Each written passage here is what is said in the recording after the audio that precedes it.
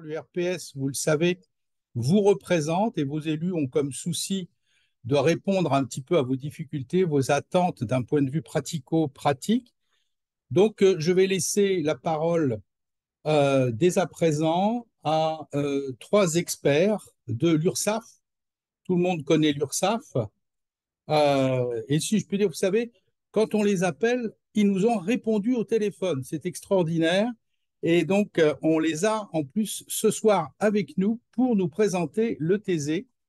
J'accueille Madame Edith Julliard, qui est responsable du Centre national du TZ de Paris, Monsieur François Dagobert, qui est chargé d'études juridiques au Centre national donc, du titre emploi service entreprise, et Monsieur Thibaut Delair, qui est directeur du recouvrement employeur. Vous avez, chers amis, et merci vraiment d'être là, la parole. Bonjour, merci pour votre accueil. Je suis Thibaut Delair, directeur du recouvrement employeur et directeur de Société Thèse de Paris.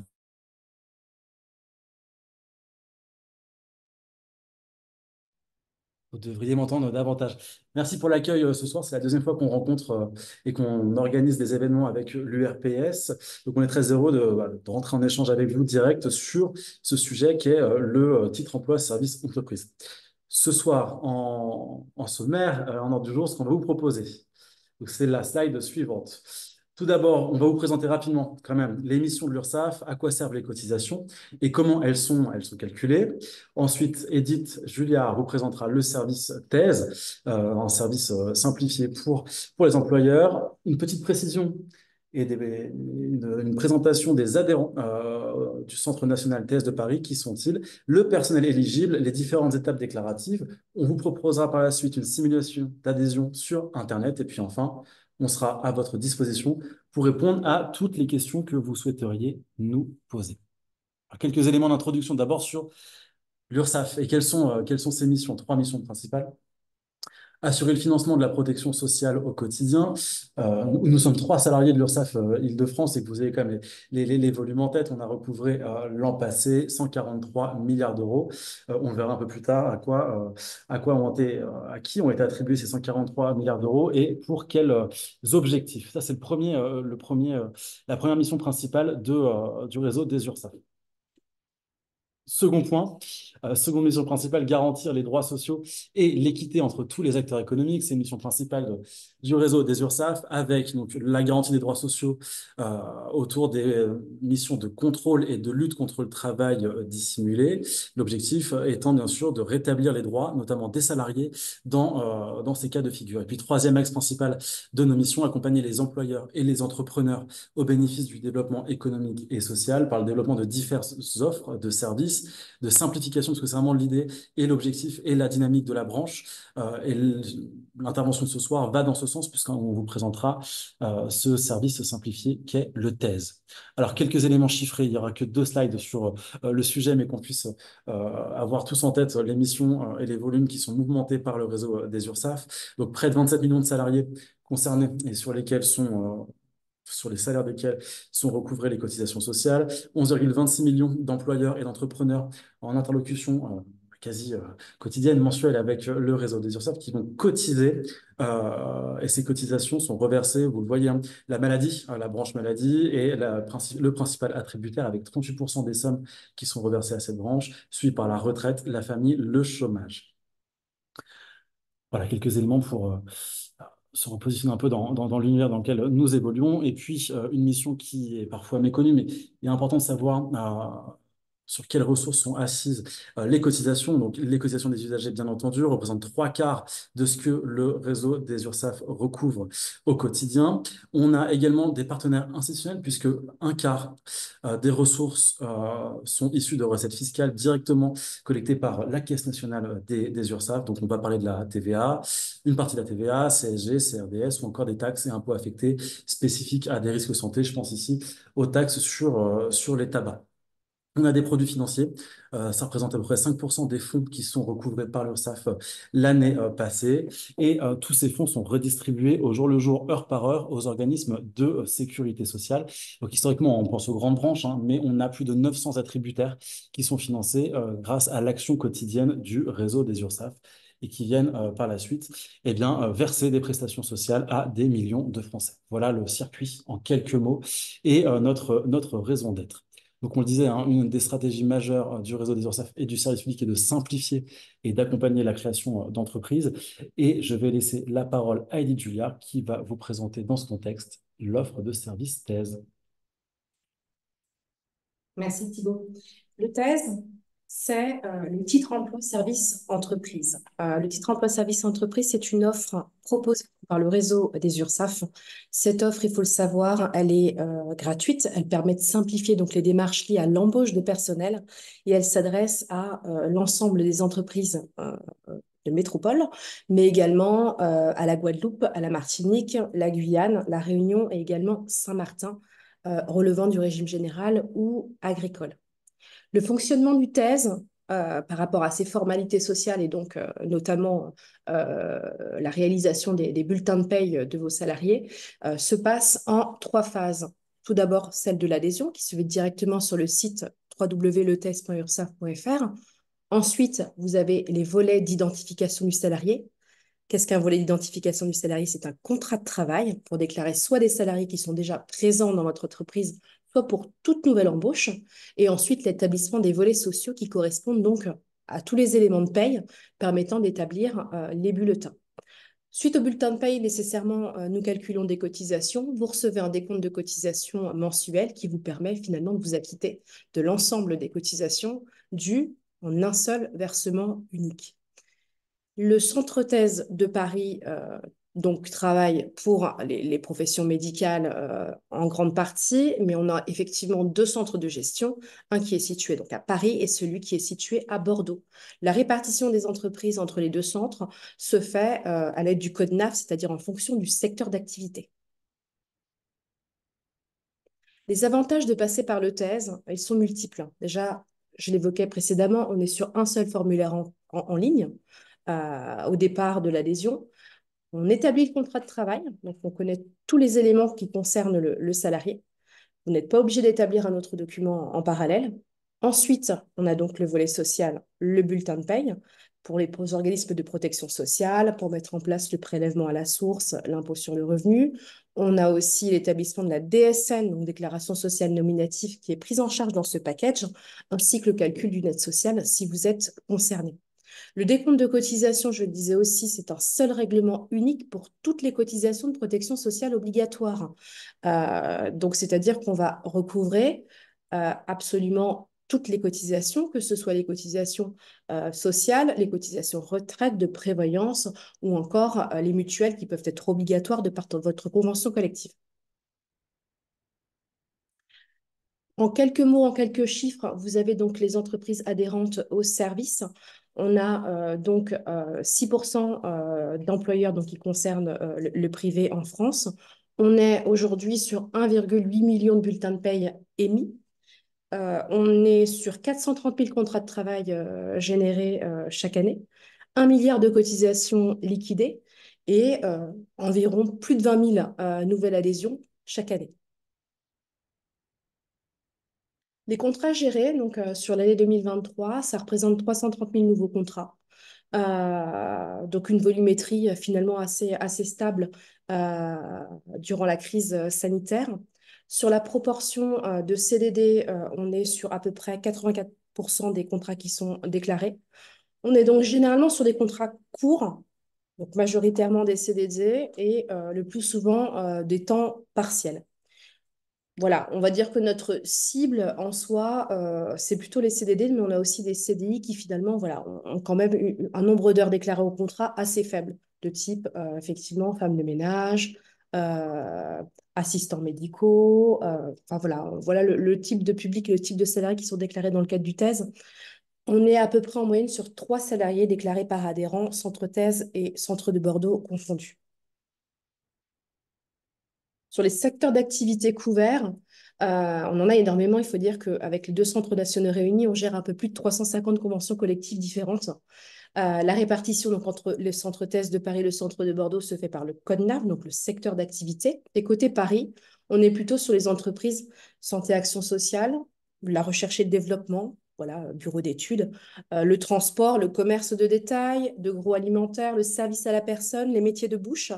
Les secteurs gérés à Bordeaux, on est plutôt sur le bâtiment, les hôtels, cafés, restaurants, le commerce de détail et de gros non alimentaires, l'immobilier, l'industrie, la boulangerie, pâtisserie et tout ce qui est activité de loisirs et de formation. Pour vous dire qu'on a quand même une grande variété d'activités gérées au sein des deux centres. Si on fait là tout de suite un focus sur le secteur de la santé humaine et de l'action sociale, ça représente aujourd'hui 12 751 entités, c'est-à-dire 25% de nos adhérents à Paris. Donc, c'est vraiment voilà, un secteur d'activité dont on a l'habitude, dont on connaît bien la réglementation applicable.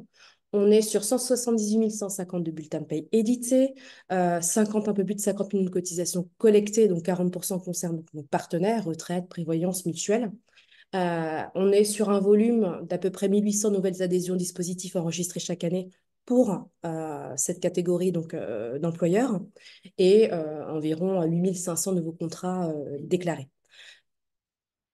La petite subtilité, c'est vrai qu'on est plutôt par rapport à ce secteur d'activité sur des contrats à durée indéterminée, donc plutôt des CDI, 45% du nombre total, donc avec finalement une proportion beaucoup plus élevée par rapport aux autres entreprises, pardon, aux autres secteurs d'activité qui sont gérés dans le cadre du TES. On est plus aux alentours de 16%.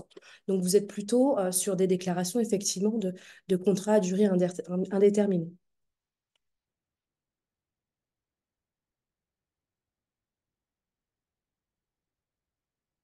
Pour l'éligibilité aux thèses. Donc, les sociétés éligibles aux services, donc, il faut le préciser, hein, nous n'avons pas de seuil d'effectifs par rapport au centre. Vous pouvez déclarer absolument le nombre de salariés que vous souhaitez. Par contre, on l'a vu tout à l'heure, on est plutôt sur une moyenne de 3 salariés par entreprise. Donc, vous pouvez absolument gérer l'ensemble des salariés dans le cadre du thèse. Sont exclus de ce service les régimes spéciaux, les entreprises de travail temporaire, les groupements d'employeurs, les comités sociaux et économiques, donc CSE. Les associations sont également exclues. Il faut dire qu'on a aussi en parallèle une autre offre de service qui s'appelle le chèque emploi associatif.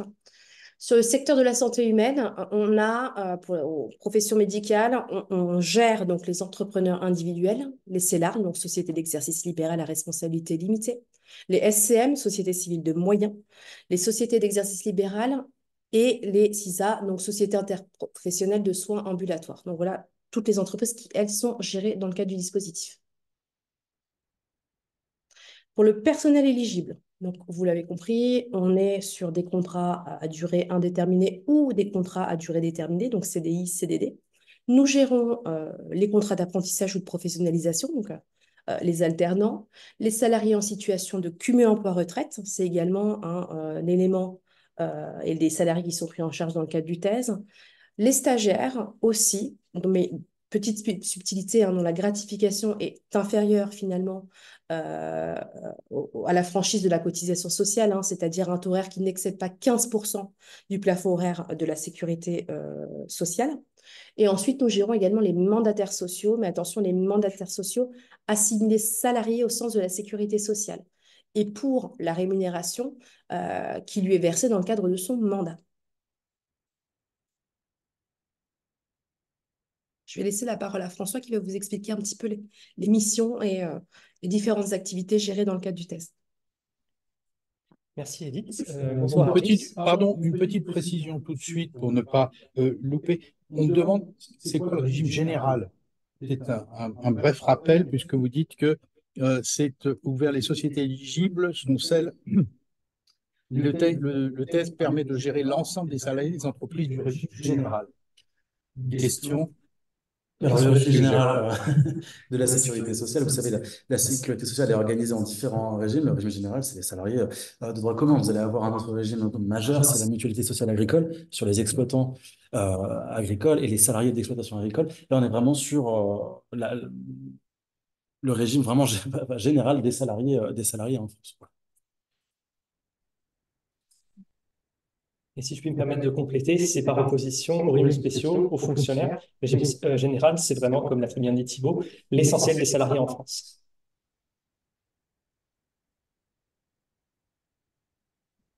Donc, on a vu effectivement d'un côté l'émission de l'URSSAF en général, la présentation du dispositif. Là, on va se concentrer plus sur l'émission du dispositif thèse en tant que tel. Et au niveau des missions de l'offre de service thèse, la première mission, c'est celle, comme l'a très bien dit Edith, celle d'un guichet unique, une déclaration et un paiement. Et donc, le recouvrement des cotisations pour le compte des organismes partenaires. Quand vous utilisez le thèse, l'URSSAF a pour mission de calculer, d'éditer les bulletins de salaire et de collecter les cotisations et contributions légales obligatoires qui sont présentes sur le bulletin de paye. Donc, c'est-à-dire non seulement les cotisations pour la sécurité sociale, mais aussi pour l'assurance chômage, la retraite complémentaire Agit Carco, également la prévoyance et la mutuelle. Et aussi, alors là, ça ne va pas concerner le secteur de la santé humaine, mais aussi les caisses de compensation de congés payés le cas échéant. Également est recouvré par la même occasion en un seul versement le prélèvement à la source. En tout, on est quand même sur plus de 43% des cotisations qui sont recouvrées et reversées qui concernent les organismes partenaires. Ces cotisations sont transmises aux URSSAF lors des prélèvements et elles sont ensuite reversées par l'URSSAF Caisse nationale aux différents organismes partenaires. On a eu un changement très important ces dernières années, dont vous êtes très certainement au courant, c'est la mise en place du prélèvement à la source, qui a justement été géré par l'offre de service thèse, et où aujourd'hui on a la mise en place de flux réguliers, à la fois de flux financiers et de flux d'informations, qui sont faits entre les déclarations des centres thèse, les URSSAF et la Direction générale des finances publiques. Ici, vous pouvez voir globalement la répartition des cotisations qui sont prélevées, qui sont calculées au niveau du dispositif thèse et qui sont prélevées par les URSSAF et reversées. Et on voit principalement, en plus des cotisations classiques, sécurité sociale, que la retraite complémentaire est l'élément le plus important. Et on voit que les autres secteurs ne sont pas négligeables du tout. On a notamment la prévoyance, le prélèvement à la source ou encore le pôle emploi. La deuxième mission importante de l'offre de service thèse, c'est l'accompagnement des utilisateurs et l'accès aux services. Notre offre de service a bien sûr comme rôle le conseil et l'accompagnement de nos adhérents sur la complétude des déclarations au quotidien, également sur des éléments simples de droit du travail, ou les obligations liées à la convention collective. On est sur les questions en fait du quotidien plus simples, puisque sinon, effectivement, lorsqu'on est sur des questions vraiment plus poussées, on a comment dire, l'expertise de nos partenaires de la DRITS, qui là, justement, pourra apporter les réponses adaptées à chaque situation individuelle. Et justement, dans ces cas-là, quand, en fonction des questions que vous allez nous poser, vous allez nous poser soit par courriel, soit par téléphone, nous allons analyser vos demandes et, si c'est nécessaire, vous orienter vers les interlocuteurs adaptés. Soit on peut vous apporter une réponse de premier niveau, et dans ce cas-là, on vous l'apporte. Soit sinon, on identifie quel est l'interlocuteur le plus adapté, l'interlocuteur spécialiste, et on vous oriente. Ça nous permet aussi de nous adapter par rapport aux différentes évolutions réglementaires, car comme vous le savez, le droit social est une discipline qui est très évolutive. Le législateur met en place beaucoup d'évolutions. Donc, soit effectivement, on va vous conseiller et vous orienter vers le bon interlocuteur, soit les évolutions les plus importantes, bien entendu, sont gérées d'office au sein du dispositif thèse. Un exemple récent, c'est la mise en œuvre du montant net social qui a été porté par les pouvoirs publics et qui est géré dans notre offre de service, calculé automatiquement et affiché sur les bulletins de paie. Quand on fait un focus sur le secteur de la santé humaine et de l'action sociale, on a, alors là, deux situations principales sont montrées, mais en fait, on en a même trois. On a la convention collective des cabinets médicaux qui s'applique à tous les employeurs qui exercent la médecine libérale sous quelque forme que ce soit. On a plutôt les auxiliaires médicaux qui, eux, ne sont pas rattachés à une convention collective et relèvent du droit du travail. Et également, ce n'est pas précisé sur cette slide, mais on a aussi les dentistes qui, eux, disposent de leur convention collective spécifique. Maintenant, on va faire un focus vraiment sur les étapes déclaratives. C'est finalement quelles sont les actions que vous allez faire si vous adhérez au dispositif thèse, que vous embauchez du personnel et que vous utilisez l'offre de service thèse pour le déclarer. Ce sont les différentes étapes déclaratives. La première étape, ça a été dit par Edith, c'est avant tout l'adhésion au dispositif. Avant même d'adhérer, vous avez certaines questions à vous poser auxquelles il faut apporter les réponses. Comme ça, après, vous allez pouvoir lancer votre processus d'adhésion beaucoup plus sereinement et beaucoup plus efficacement. D'abord, donc, vous devez connaître la convention collective applicable au sein de votre entreprise. Si vous avez un doute, vous pouvez consulter le site du ministère du Travail, du Plein Emploi et de l'Insertion, ou les contacter par téléphone. Sinon, comme vous l'avez vu, si vous êtes médecin et que vous exercez la médecine libérale, vous relevez de la convention collective des cabinets médicaux. Mais si vous êtes dans une activité où vous n'êtes pas tout à fait sûr par rapport à votre spécialité notamment, n'hésitez pas à contacter effectivement le partenaire, le ministère du Travail. Par ailleurs, il est nécessaire aussi de connaître vos organismes sociaux, notamment votre organisme de retraite complémentaire. C'est nécessaire à la fois pour fiabiliser vos déclarations et les droits des salariés. Là encore, si jamais vous ne le connaissez pas, vous avez accès au site de l'AGT Carco qui met en place un simulateur qui permet de connaître la caisse à laquelle vous devez vous adhérer. Également, vous devez connaître votre service de santé au travail. Là aussi, on va le voir, vous allez voir une démo pas à pas sur le site du TES, où en fait vous avez des aides pour vous aiguiller si jamais vous ne le connaissez pas. Également, les organismes de prévoyance et de mutuelles dont vous dépendez, afin de vous affilier lors d'une première embauche pour couvrir votre salarié.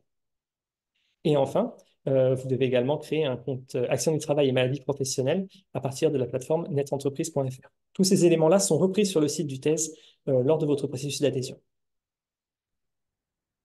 La deuxième étape, une fois que votre compte TES est créé, c'est bien entendu de déclarer votre salarié et tout d'abord de déclarer son contrat de travail. Pour cela, il faut compléter ce qu'on appelle le volet identification du salarié. Le volet identification du salarié, il est multiple emploi. En fait, c'est une déclaration unique qui sert à la fois de contrat de travail, également de contrat de travail électronique sur notre site, qui permet ensuite de bien déclarer le salarié, et également de déclaration unique d'embauche. Vous allez pouvoir ensuite donc imprimer un contrat de travail à partir de la déclaration que vous aurez fait et co-signer le certificat du contrat de travail avec votre salarié et en remettre un double. Si jamais vous avez une situation particulière qui sortirait des sentiers battus, parce que pour l'essentiel des salariés, vraiment 90% des salariés, cette étape permet de gérer la situation sans difficulté. Si maintenant vous êtes dans une entreprise avec des situations très particulières, c'est peu probable pour les cabinets médicaux, on a rarement des clauses de non-concurrence. Mais si jamais c'est le cas ou si jamais vous avez d'autres spécificités, dans ce cas-là, n'hésitez pas à établir simplement un document complémentaire. Vous aurez votre contrat de travail que vous aurez déclaré, qui sert de point de départ, qui est vraiment la fondation de votre déclaration, et simplement vous le complétez avec votre situation particulière. Et la troisième étape, bien entendu, une fois que vous avez adhéré, que vous avez déclaré votre salarié via son contrat de travail, c'est de déclarer chaque mois les bulletins de paye. Au niveau interne, on appelle cela le volet social. C'est la déclaration en fait mensuelle qui va permettre à l'établissement du bulletin de paye, au calcul des cotisations et ensuite au prélèvement des cotisations et du prélèvement à la source sur le revenu. Ce volet social ou ce bulletin de paye, il permet de déclarer les éléments de rémunération nécessaires au calcul des cotisations. Typiquement, ça veut dire la période d'emploi concernée, le salaire, les éventuelles primes le cas échéant et le nombre d'heures rémunérées. Le volet social doit être saisi au plus tard le 5e jour du mois qui suit la période de travail déclarée. Un exemple très concret, vous déclarez par exemple le mois de mars, vous pouvez le déclarer jusqu'au 5 avril. On demande en fait ce délai autant que possible pour fiabiliser les droits des salariés, puisque comme on l'a dit auparavant, le TES permet une déclaration, et c'est une déclaration qui est gérée par ce qu'on appelle la déclaration sociale nominative, la DSN, qui permet de fiabiliser les droits des salariés et les informations à l'ensemble des organismes. C'est-à-dire que lorsque vous ferez votre déclaration, dans le mois qui suit votre déclaration, ce flux d'informations va partir vers tous les organismes et les informer. Ça permet de fiabiliser notamment les informations par rapport à l'assurance maladie, par rapport à la retraite. C'est pour ces raisons-là qu'on demande de saisir dans les délais. Après, bien entendu, en cas de force majeure, vous pouvez contacter le centre, on peut comprendre. Mais d'une manière générale, on recommande vraiment de respecter ce délai. À partir de votre déclaration, le dispositif TES va calculer automatiquement les cotisations dues et mettra ensuite à votre disposition automatiquement, là aussi, un bulletin de paye à remettre à votre salarié. Ce bulletin de paie est disponible le lendemain, le jour ouvré suivant votre saisie. C'est-à-dire que si vous le saisissez un vendredi, vous l'aurez le lundi, puisque ça exclut les week-ends et jours fériés. Mais sinon, c'est vraiment le lendemain de votre saisie que vous aurez le bulletin de paie. Également, à la suite de la saisie que vous allez faire, si vous avez un ou plusieurs salariés, chaque mois après votre saisie, le Centre national TES mettra à votre disposition dans votre espace employeur, dans la rubrique édition, un décompte des cotisations qui vous permettra d'avoir un récapitulatif précis des cotisations qui sont calculées, qui seront prélevées. Ce décompte est mis en place finalement avant le 10e jour du mois suivant la saisie du volet social. Là aussi, ça rejoint la date de déclaration de votre bulletin de paye. Vous le déclarez dans les temps, comme ça vous aurez le décompte qui va suivre quelques jours plus tard et qui vous permettra de savoir exactement de quel montant vous allez être prélevé. Et comme je l'ai dit, la saisie en ligne de ces volets sociaux permet aussi donc une déclaration unique, la déclaration sociale nominative, qui est envoyée dans la foulée du décompte de cotisation. Ce que je vous propose maintenant, par contre, parce que c'est vraiment l'étape numéro 1 et on a beaucoup de questions sur ces sujets-là, c'est de vous faire un partage d'écran et de vous présenter une adhésion, une démarche d'adhésion au pas à pas pour adhérer aux thèses, en se mettant dans la peau d'un employeur qui prendrait la main. Oh, je complète. Euh, Alors, François, s'il vous plaît, juste une oui, seconde. bien sûr. Le temps que François mette en place le partage d'écran, on va arriver sur le site internet. Et on sait, parce qu'on est déjà venu voir l'URPS, que c'est un vrai sujet. Donc ça, on en convient. Vous précisez le fait qu'on est en train de travailler, et c'est un gros projet système d'information, de travailler à une refonte majeure du site internet pour le rendre plus ergonomique. Voilà, on sait euh, il est parfois difficile à prendre en main et il peut paraître un petit peu passé, n'est-ce pas? Donc voilà, simplement vous dire qu'aujourd'hui, on va vous présenter la démarche d'adhésion en pas à pas sur la version actuelle du site, mais qu'on est en train de travailler sur la mise à jour et la refonte totale du site internet.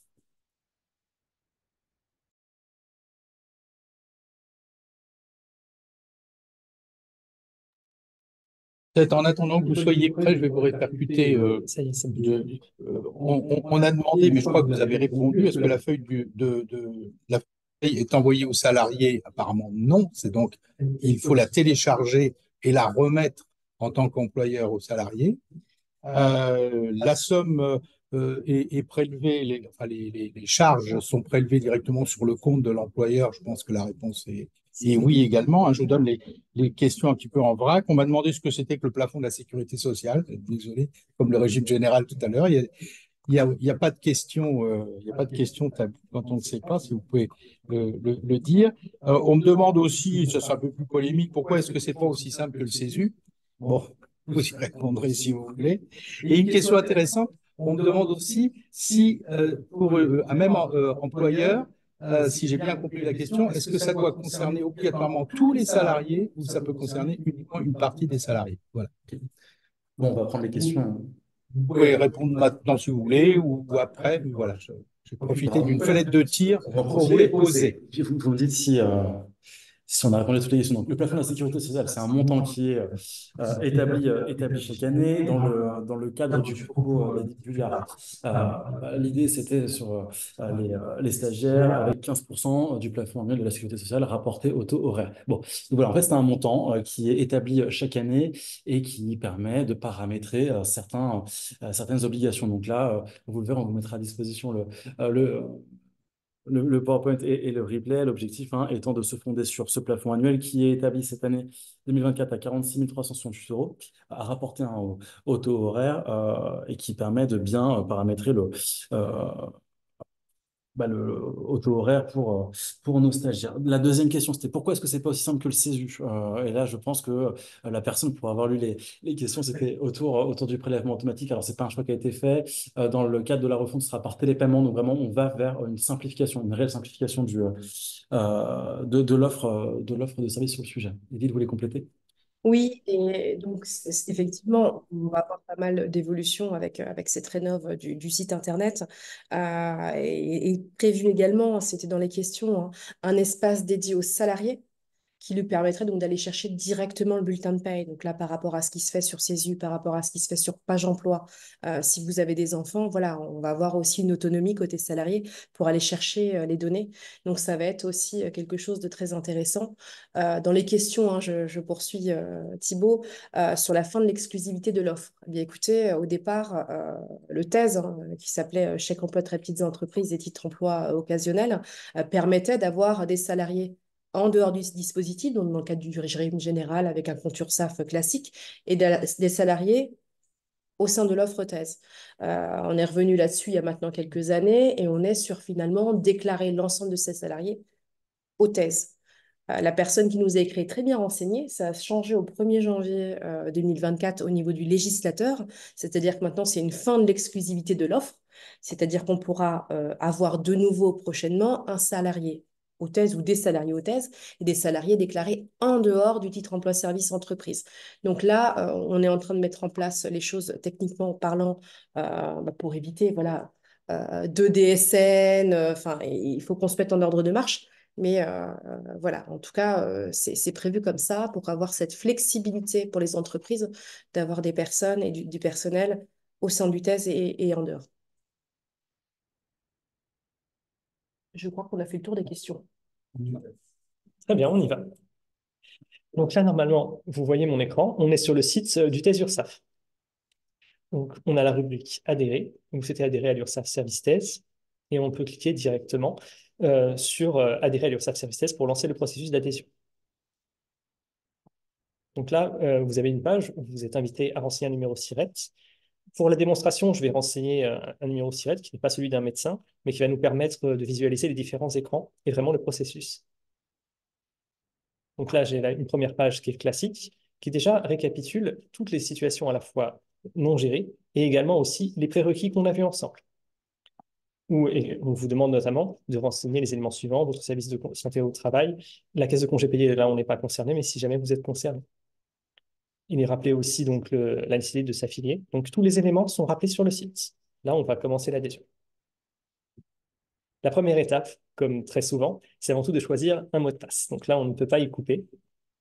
Donc là, simplement, euh, pour l'exemple, donc vous voyez, on est limité en fait à un certain nombre. Donc là, dans notre exemple, alors, désolé pour l'inspiration, j'ai choisi le mot de passe Paris 2024 avec un caractère spécial. Comme ça, au moins, avec une majuscule, ça nous donne un mot de passe fort. Après, vous mettez bien entendu celui que vous souhaitez.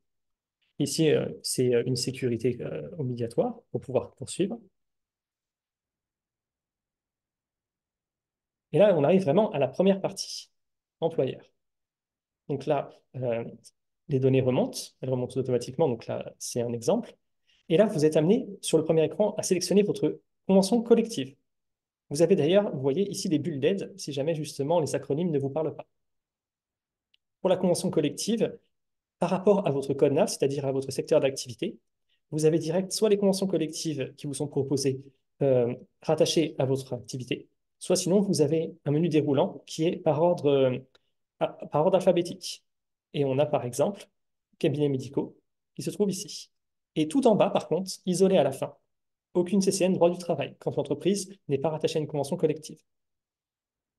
Là, pour notre exemple, je vais sélectionner cabinets médicaux, nous mettre en situation. Alors, qui se trouve. Et là, vous pouvez voir aussi d'ailleurs qu'on a vraiment beaucoup de conventions collectives. Ici, votre entreprise emploie-t-elle plus ou moins de 11 salariés? Donc, elle emploie moins de 11 salariés, oui, ce qui est le cas de la plupart de nos entreprises. Et pour des médecins, c'est souvent le cas. Donc là, un élément très important, c'est la personne à contacter. Ça peut être soit vous-même, en tant qu'employeur, soit la personne qui sera en charge des déclarations. Donc là, je vais renseigner mes propres données, pour le coup, pour l'exemple.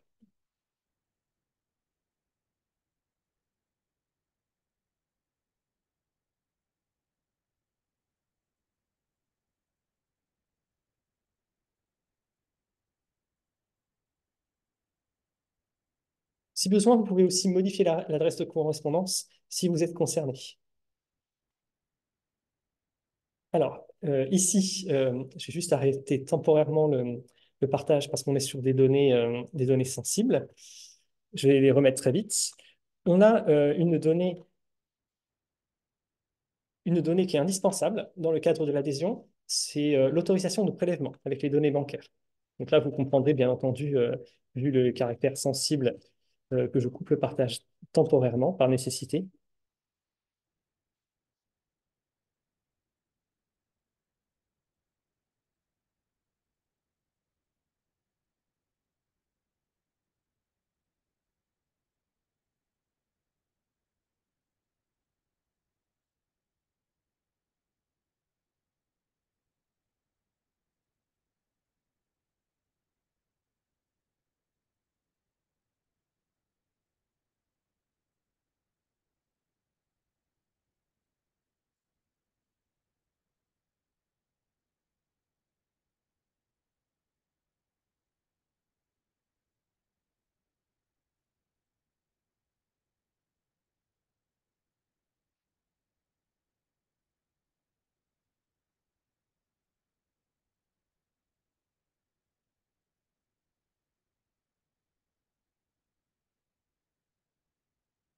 C'est les questions, autant que François. Oui. Oui, il y avait une question sur une interrogation par rapport à la médecine du travail, mais je pense que là, ça a été répondu, c'est au moment de l'adhésion, Oui, je tout à fait. pense, qu'on clique et qu'on choisit voilà, les choses. Est-ce qu'on peut mettre fin à un contrat en ligne? Alors là, la question n'est pas précise, mais je ne sais pas si c'est un Oui. contrat à durée déterminée ou un CDI. Je pense que c'est pas. Oui, alors mettre fin à un contrat en ligne, on peut surtout déclarer finalement le départ du salarié. Donc, ce qui va pouvoir donner une information au centre thèse. Ça, Voilà. le thèse ne dédouane pas des obligations légales. Tout à fait. Voilà, on ne peut pas débaucher un CDI comme on veut, etc. Exactement, C'est juste exactement. un centre d'enregistrement. Le thèse, c'est un centre d'enregistrement. Tout à fait. Il faut rester dans les par clous. ailleurs. Il faut rester dans les clous légalement, mais voilà, le départ du salarié déclaré dans le cadre du test va nous permettre, en tout cas, de vous accompagner dans cette démarche et de vous communiquer voilà, tous les éléments qui vous permettent voilà, de mettre fin à ce contrat dans les règles de l'art, avec notamment la fourniture des documents obligatoires, voilà, fin de contrat, solde de tout compte, etc. François, vous avez renseigné Voilà, les coordonnées bancaires. Tout à fait.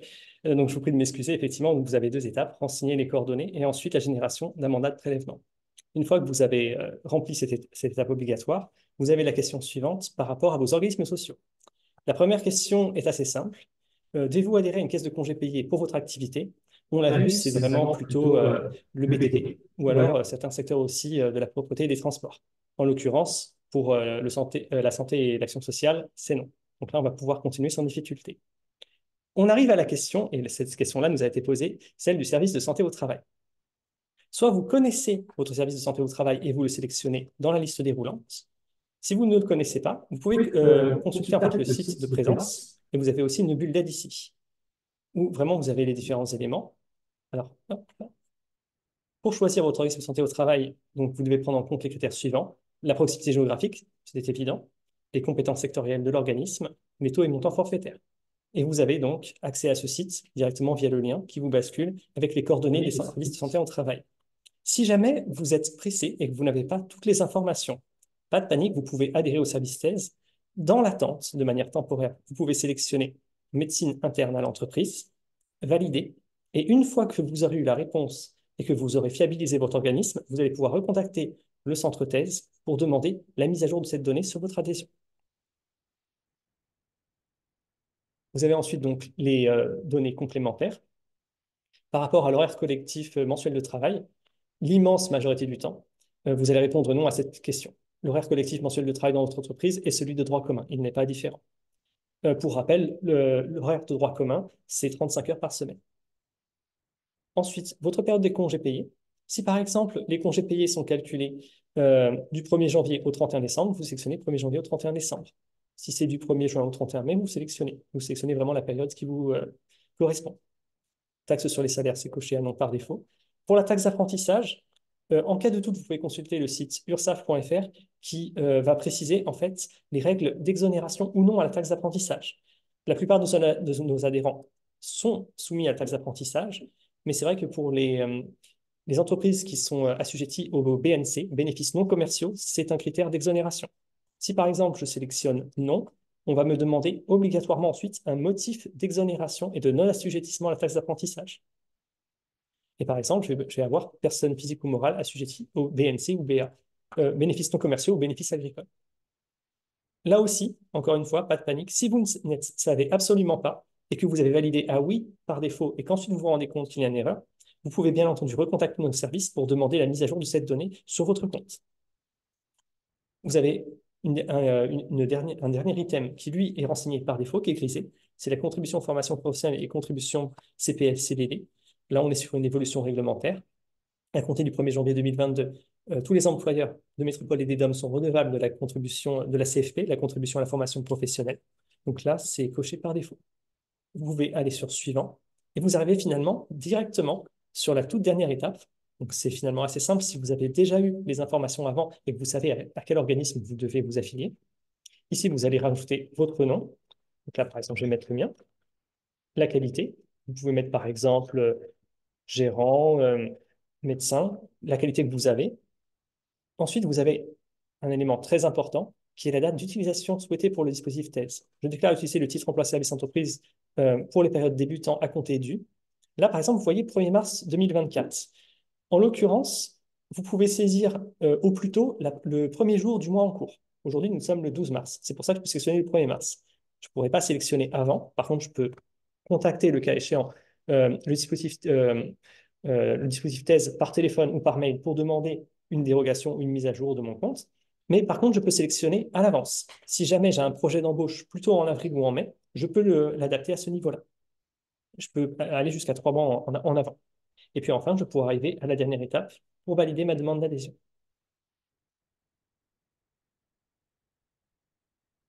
On est bon. Merci, François. Alors, on va revenir sur la présentation. Alors, Pour la fin de notre présentation, et puis après, on prendra toutes les questions qui ont été posées. Alors, les points importants, comment s'informer et comment nous contacter. Je reviendrai sur le niveau d'accessibilité pour répondre à la petite phrase en introduction. Donc, comment s'informer? D'abord, n'hésitez pas à aller sur YouTube. On a une chaîne YouTube dédiée avec des vidéos sur le test, sur la manière dont le service fonctionne et comment le prendre en main. François Dagobert vous l'a montré, le site letest.usaf.fr sur lequel vous trouverez notamment le guide d'adhésion. Donc nécessairement moins interactif que quand François Dagobert vous a fait la présentation, mais il est très bien fait et il présente tous les éléments à avoir en main pour que le processus d'adhésion et les 7 étapes se fassent de la manière la plus fluide possible. Et puis enfin, ne pas hésiter à nous appeler au 0806 803 973, c'est un service qui est gratuit. Et on est ouvert du lundi au vendredi de 9h à 17h. Alors, quelques éléments pour conclure en termes de qualité et d'accessibilité du service public. Donc, notre réponse téléphonique, l'année dernière, on a traité pratiquement 9 appels sur 10 sur le numéro de téléphone du test. Pour un peu moins de 67 000 appels entrants, ce qui représente un peu moins de 59 000 appels qui ont été traités. Donc, un niveau d'accessibilité qui est quand même relativement qui est très bon. En termes de délai de traitement des demandes, donc quand vous faites une demande par mail, le délai moyen de traitement d'une demande d'adhésion est de 13 jours. Il faut savoir qu'on est en train de se réorganiser au sein du centre de thèse de Paris pour gagner énormément en réactivité sur ce délai de traitement, parce qu'aujourd'hui, on doit quelque part se coordonner avec les URSSAF pour finaliser votre demande d'adhésion dans certains cas. Demain, nous serons en mesure de prendre la main de bout en bout sur la demande d'adhésion. Donc vraiment, ça va nous permettre de diminuer de manière drastique le délai de traitement d'une demande d'adhésion. Autre point important que vous l'ayez en tête, une demande de mise à jour du contrat de travail et des bulletins de paye. À date, on est à 8 jours en délai de traitement. Voilà, tout l'objectif pour nous est d'être le plus réactif possible et surtout de vous permettre de rétablir la situation entre deux paies, d'être sous un délai d'un mois. Sur Internet, et donc sur le site thèse.ursaf.fr, on a la mise à disposition, et ça François Dagobert le disait, du contrat de travail après la saisie et le bulletin de paie est disponible dès le lendemain de la saisie. Donc vraiment, là, le système d'information est fait pour que ce soit le plus réactif possible. Et puis, on est en train de développer aussi des offres de services dédiés à des personnes qui sont un peu plus en difficulté avec la chose informatique. Et on sait que ça, c'est quelque chose d'important pour être le plus proche de nos usagers. Et on a mis en place depuis maintenant 1 an et demi le partage d'écran, donc en bon français, le co-browsing. Donc le partage d'écran, c'est que quand vous nous appelez au téléphone, on est en mesure de voir votre écran en 3 clics. C'est vraiment très rapide. En quelques secondes, on va voir ce que vous voyez sur votre poste informatique. On ne pourra pas prendre la main sur votre poste à distance.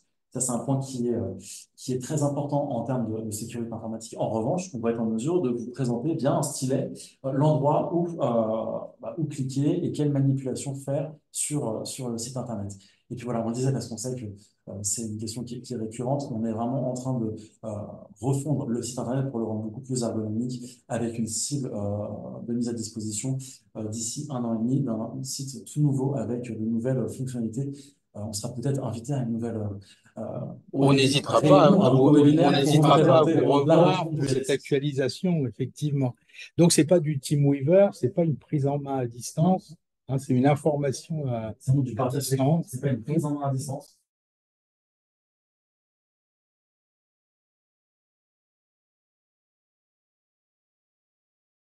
Et une question, d'abord, vous avez mis un 08, effectivement, mais il me semble qu'il y avait aussi sur le site la possibilité de poser une question directement, donc, enfin, par un système de mail interne, de contact, hein.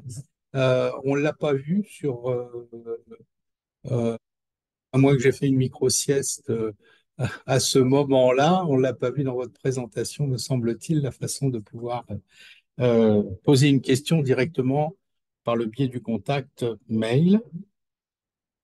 On m'avait posé une question aussi à propos du report de l'ancienneté. Lorsqu'on reprend un salarié, est-ce qu'on a une possibilité de reprendre son ancienneté?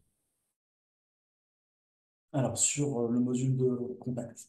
Alors, sur le module de contact, là, il n'était pas disponible dans la présentation parce qu'on se mettait dans la peau de quelqu'un qui adhère au dispositif. Le module de contact est disponible une fois que votre compte thèse est actif et créé.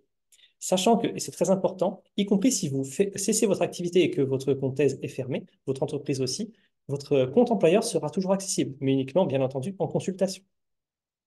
Euh, alors, ça se présente d'une manière assez similaire. Vous vous connectez avec le numéro SIRET, comme vous l'avez vu sur le premier écran. Simplement, vous allez renseigner votre mot de passe et accéder à votre compte.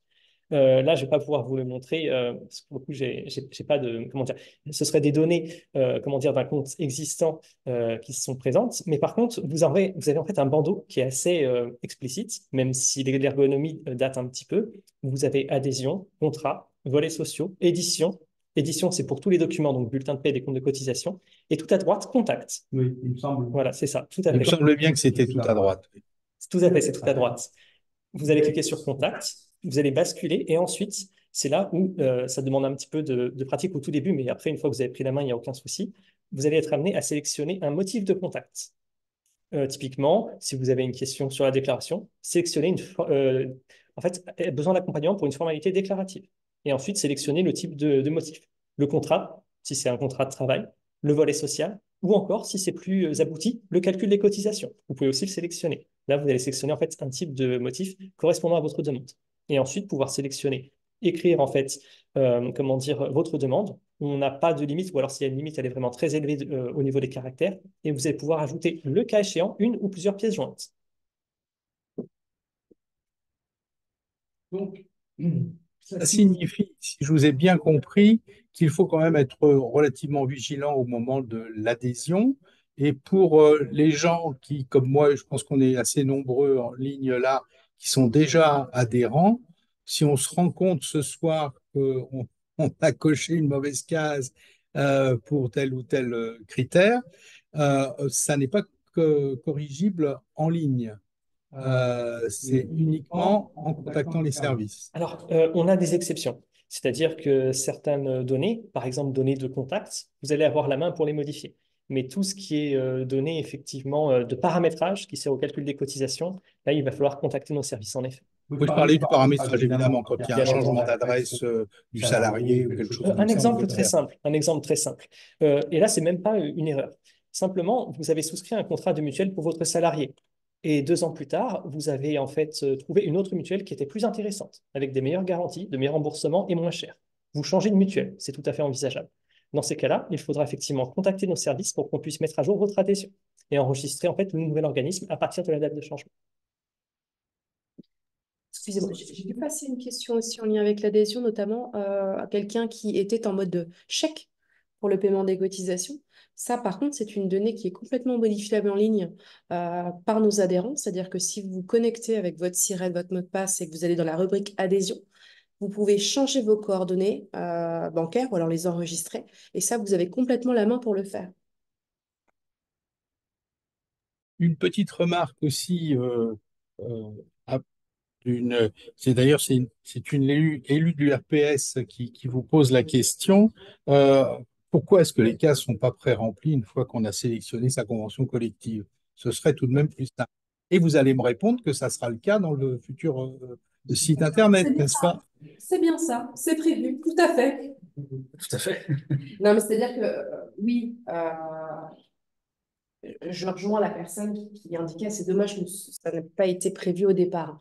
Je pense que l'offre s'est construite petit à petit. Et il est vrai qu'aujourd'hui, quand on a un code NAF et donc on connaît l'activité de l'employeur et qu'en plus elle remonte de façon automatique dans notre système, on peut tout à fait éviter les questions qui ne concernent pas du tout la profession et l'activité de l'entreprise. Donc ça, effectivement, c'est un des premiers éléments qui nous a été demandé en termes d'évolution, parce qu'il faut dire qu'on a demandé à un panel d'adhérents quels étaient leurs besoins. On sait aussi, ça n'a pas été posé, mais je pense que ça peut arriver et vous y avez peut-être songé, mais le calcul des congés payés acquis, c'est une forte demande de la part des adhérents du thèse. Ce sera embarqué aussi dans la rénovation, parce que ce n'est pas encore le cas aujourd'hui. On voit bien que c'est un réel besoin, des congés payés. Voilà.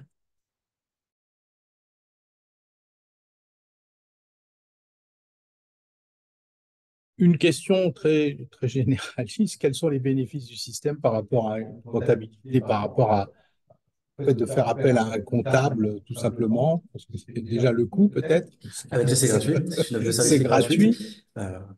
ce qui est non négligeable. Et c'est une offre qui est simplifiée dans le cadre de la déclaration sociale nominative, qui est le véhicule classique pour faire des déclarations de ses salariés. Voilà, ça nécessite une forme de technicité un peu plus élevée. Là, vraiment, le thèse, c'est simple. On essaie vraiment de prendre la main de l'usager pour effectuer ces démarches déclaratives et de paiement. Et l'idée, c'est vraiment de simplifier.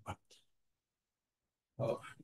Une question auquel, je crois, je pourrais moi-même répondre. Combien de temps il faut pour créer la fiche de paye? 3 minutes, hein, confirmé. Et C'est plus compliqué quand effectivement il y a une histoire de congés payés, d'arrêt de maladie, dès que c'est un petit peu atypique et que c'est pas voilà, un mois normal avec un salaire normal, etc., où là, effectivement, ça prend 3 minutes. Mais pour les autres démarches, c'est pas intuitif du tout. alors, on le disait, le bulletin de paie, il est mis à disposition dès le lendemain sur le système d'information. Et pour les cas particuliers, donc les indemnités journalières, François Edith qui veut prendre la réponse. Alors, pour les cas particuliers, c'est vrai que les arrêts maladie, c'est vraiment la question qui vient de manière récurrente. Pendant le Covid, on a eu aussi la déclaration des indemnités de chômage partiel, qui était également un cas particulier qui a généré beaucoup de demandes. Dans ces cas-là, on est sur une complexité tout d'abord, alors qui a été identifiée pour améliorer l'offre de service dans le cadre de la rénovation, mais par contre aussi qui est le miroir de la complexité de la législation, tout simplement. Parce que si vous avez des obligations de maintien de salaire, des indemnités journalières de sécurité sociale ou des indemnités de prévoyance, le législateur a prévu des règles différentes adaptées à chaque cas. Maintenant, vous allez avoir en fait une déclaration. Vous allez le saisir comme une déclaration classique. Simplement, elle va être mise en attente. Et dès lors que vous avez certaines rubriques spécifiques qui sont renseignées, je pense notamment à indemnité journalière de sécurité sociale ou indemnité complémentaire de prévoyance, votre déclaration va forcément passer en validation gestionnaire. C'est-à-dire qu'un humain va forcément visualiser votre demande et va la vérifier et la valider. Quand c'est simple, ça va être validé assez vite. Si par contre c'est plus complexe, ce que vous pouvez faire pour sécuriser les éléments, vous faites votre déclaration d'un côté et en parallèle, via la rubrique contact, vous pouvez simplement envoyer un message très rapide précisant: j'ai déclaré l'absence de mon salarié, je sais combien je dois lui maintenir sur ce mois-ci, simplement je n'étais pas sûr des rubriques, voici les éléments, pouvez-vous vérifier? Comme ça, nos agents qui ont l'habitude vont avoir l'ensemble des éléments. Ça, c'est plus pour les cas plus complexes. Mais c'est vrai que sur les arrêts maladie, comme on est déjà sur un type de situation qui sort du moule, on a bien entendu ces possibilités-là, sachant que, comme l'a aussi bien dit Thibaut, on a nos équipes qui sont disponibles par téléphone également pour répondre si jamais vous avez une situation qui vient à se répéter. Sachant que, encore une fois, pour les arrêts maladie, ce n'est pas la même chose si vous avez une personne qui est absente 4 jours sur un seul mois par rapport à une personne qui va être sur un type d'arrêt à cheval sur un mois et sur un autre mois, puis changer de type d'arrêt, changer de type d'indemnisation. Donc, dans tous les cas, nous, on a bien entendu une possibilité de traitement. Et dès lors qu'on est sur du traitement technique, on aura, comment dire, une analyse humaine qui sera présente. Des questions aussi à propos de la prévoyance et des mutuelles. Euh, en- la plupart des cabinets médicaux un peu isolés, je ne parle pas des MSP,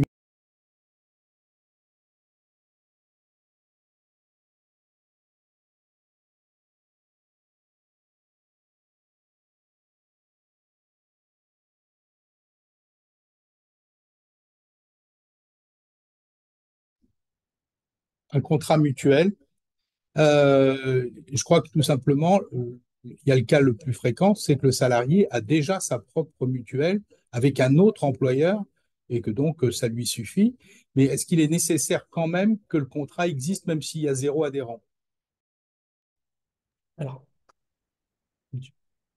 Alors non, il n'est pas nécessaire d'avoir un contrat avec une mutuelle si effectivement aucun de vos salariés ne sont concernés. Alors on a le cas effectivement de quelqu'un qui est employé par ailleurs et qui bénéficie déjà d'une mutuelle, auquel cas il n'y a pas d'obligation de votre côté. Et on a aussi le cas d'une personne qui a épousé quelqu'un dont l'entreprise propose aussi une mutuelle et pour éviter un doublon, voilà, cotise à la mutuelle du conjoint ou de la conjointe.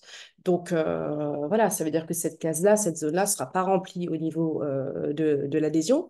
Et oui, la personne aussi peut refuser. Et auquel cas, si elle écrit voilà, une lettre motivée qu'elle la remet à son employeur, il n'y aura pas non plus d'obligation ni de s'affilier, ni de cotiser à cette mutuelle.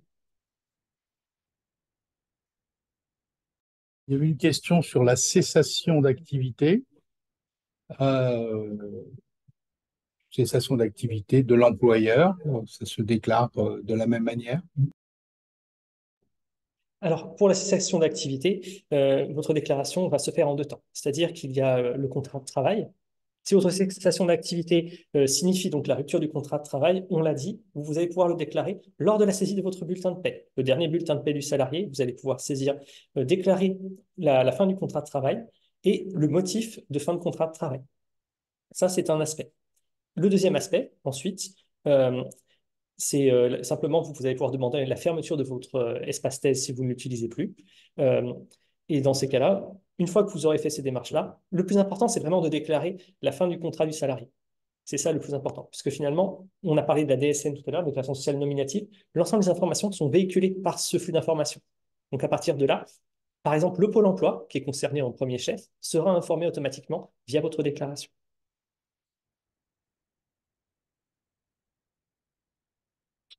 Accident du travail, un petit mot peut-être à propos des accidents du travail.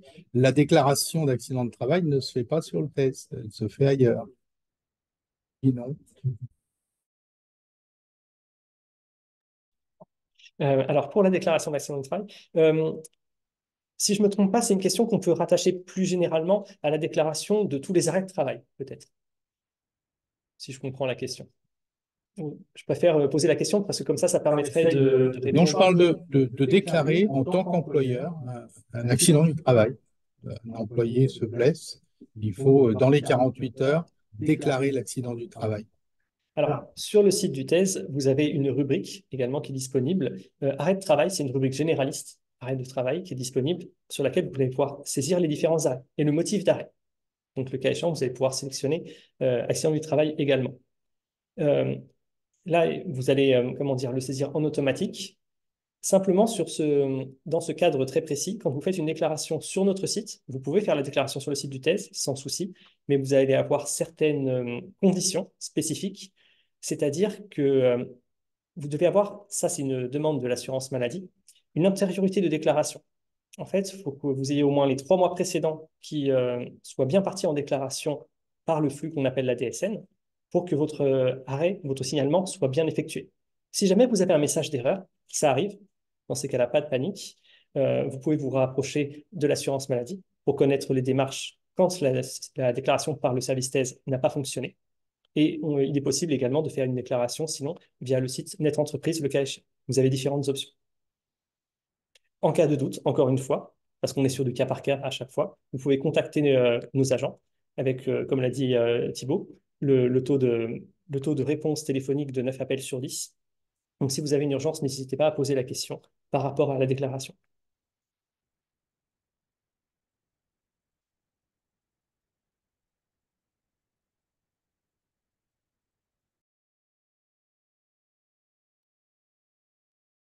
Deux autres questions qui arrivent. Le CPF, obligatoire ou pas?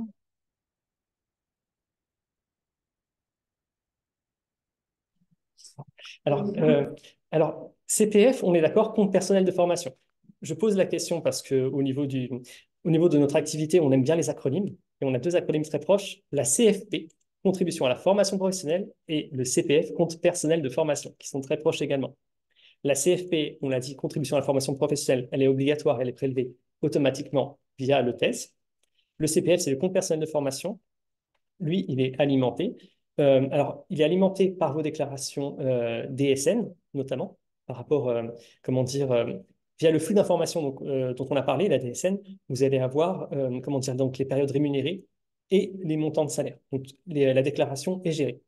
Après, pour ce qui est, comment dire, du fonctionnement du CPF plus en détail, notamment le droit à formation de votre salarié, ça, ce n'est pas géré au sein du dispositif en tant que tel. Donc, je vous invite à, sinon, le salarié, je vais l'inviter à se rapprocher directement au niveau de son compte CPF qu'il aura créé. Le compte CPF, encore une fois, donc, on rappelle qu'il remplace l'ancien droit individuel à la formation. Et dans ce cas-là, effectivement, c'est à lui de créer son compte et de vérifier ses droits, le cas échéant, s'il souhaite utiliser une formation.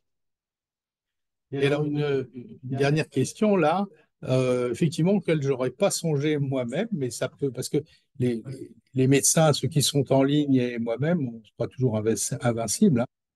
Effectivement, il peut arriver que nous-mêmes, nous soyons en arrêt de travail en tant que travailleurs indépendants.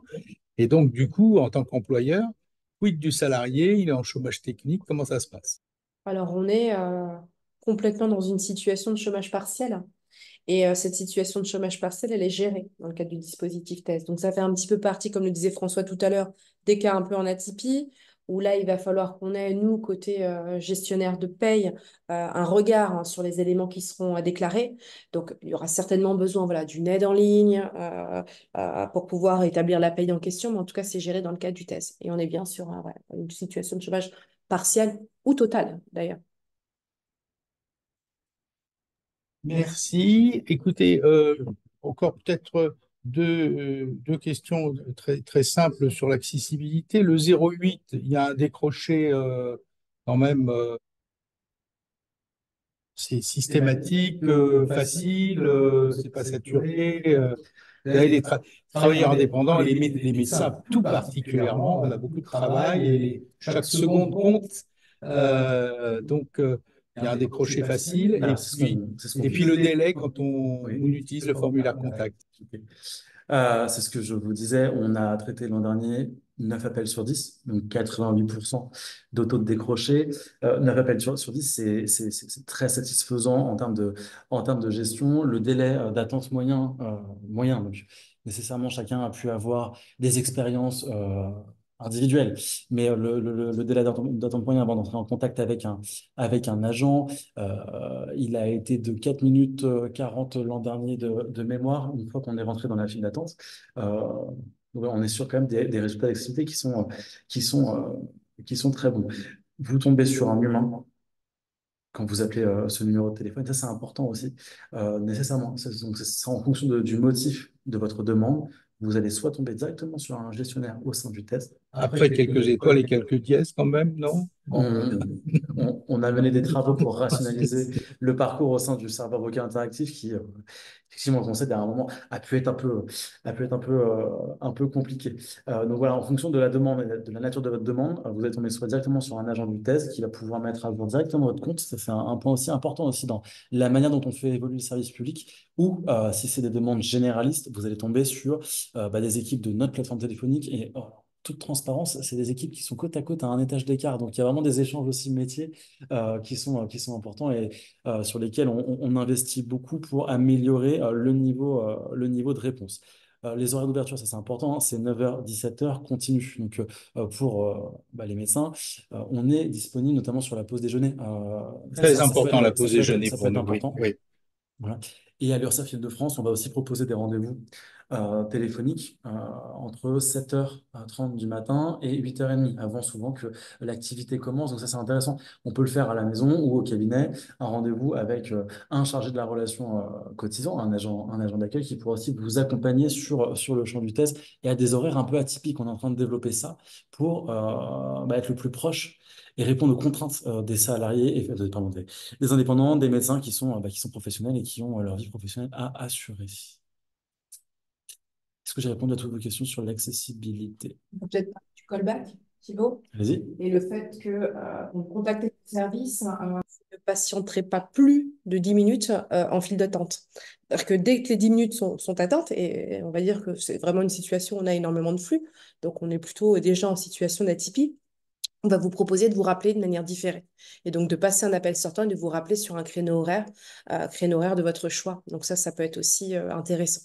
Donc voilà, au téléphone, vous pouvez aussi bénéficier de ce service.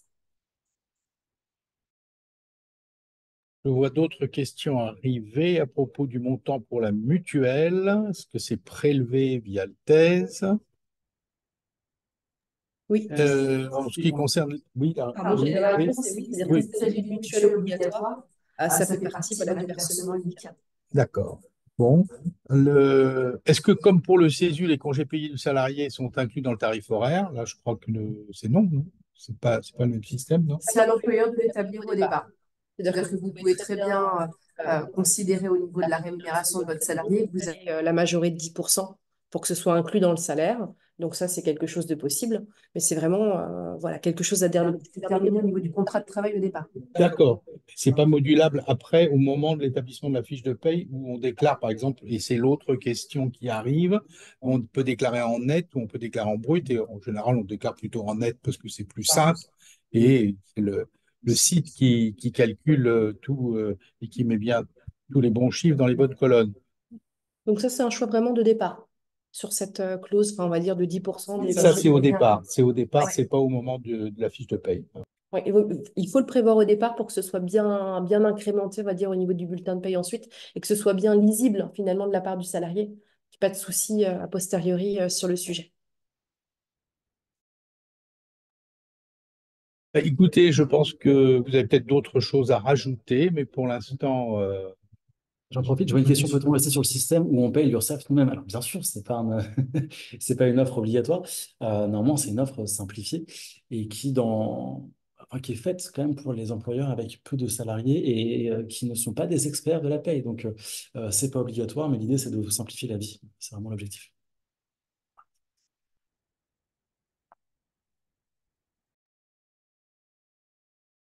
bah, je ne sais pas s'il y a d'autres questions. Et puis,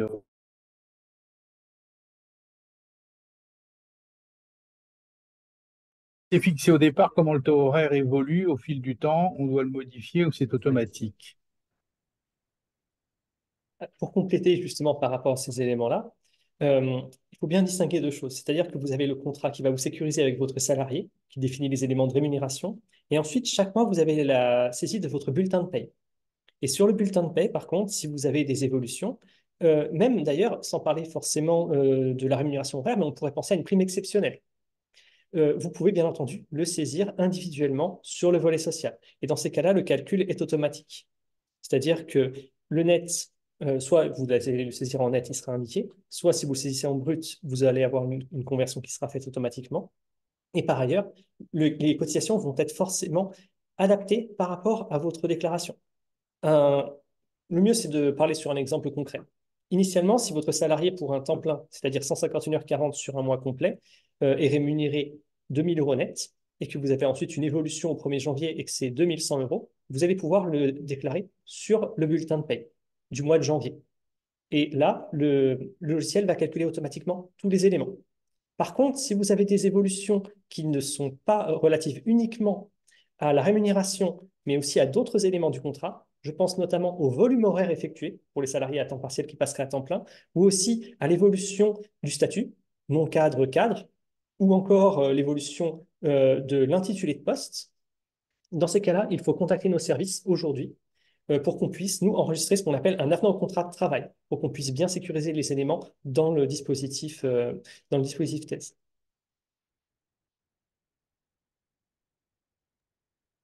Bien, écoutez, chers amis, maintenant oui, après 1h20 de dialogue, je dis chers amis, hein. Non, c'était tout à fait intéressant, éclairant.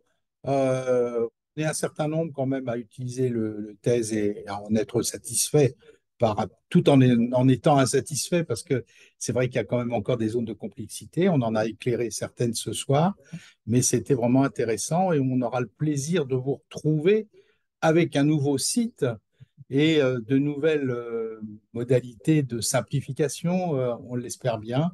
pour que tout ça soit plus fluide. C'est vrai que notre métier est un métier prenant et toutes ces formalités, même sans être des phobiques administratifs, mais voilà, on a autre chose à faire. Notre cœur de métier, c'est quand même de nous occuper des patients. Donc, tous les efforts que vous faites pour nous simplifier la vie sont appréciables. Merci. Merci à tous. Bonne soirée et prenez soin de vous et à un autre jour, un autre webinaire de l'URPS. Merci. Merci. Au Merci revoir. beaucoup. Au Bonne revoir. soirée. Au revoir.